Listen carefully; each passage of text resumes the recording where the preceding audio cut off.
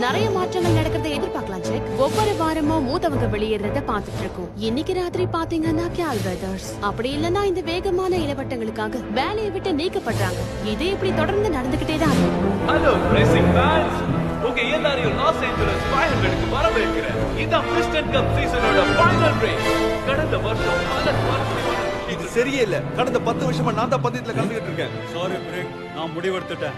ஓ நம்பரை வேறொரு புது ரேசருக்கு கொடுக்க போறேன். ஹேய், போன வருஷம் கூட நான் தானே ஜெயிச்சேன். வந்தே விளையாட்டு உலகமே மாறிட்டு வருது. ஹேய் பாபி, நம்ம பிரிக்குக்கு திடீர்னு என்ன ஆச்சு?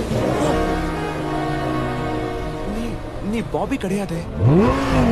நான் டேனி ப்ரோ.